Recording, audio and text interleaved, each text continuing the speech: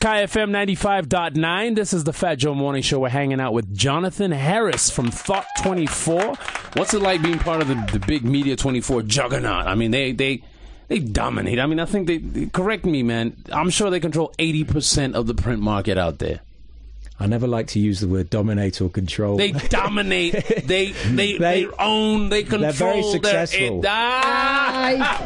They're very successful. I look at their annual report and I'm like, 2 pages of worth of titles, just like newspapers, magazines.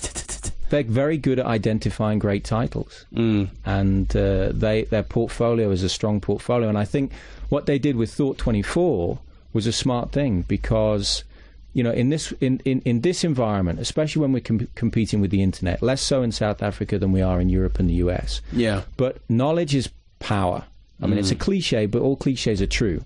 So the more you know about the market, the more you are able to service that market, readers, and the more you're able to then pass that knowledge on to advertisers. And that knowledge through advertisers gives them a higher return on investment. Right. So the key is really, yes, they have a large portfolio of titles, but the trick is then to cluster those titles so that readers and advertisers benefit. And I think that's what they've done with Thought 24 is they've got expertise. And I've got to tell you something, just from a practical point of view, to get editors in a room, 3 or 4 editors in a room, who had historically been competing with each other, and now sit down and say, well, how are we different? How are we similar? The net effect for us has been we're creating better magazines.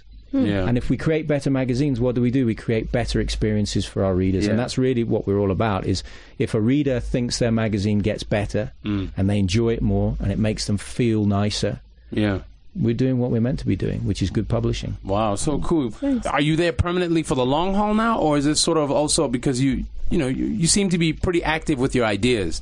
I have found by default a market that I'm really passionate about. Yeah. I love publishing. I mean, it's a really unique experience. I mean, publishing as a discipline is a challenge, especially in an internet-driven world. You know, you have to decide what your readers want. You get told every month how well you did. Yeah, exactly. But you don't have any chance to change it quickly like you do on the internet. You know, we have a digital strategy, but in print, you've got to go on risk. You've got to print lots of magazines. You've got to put them on the shelf.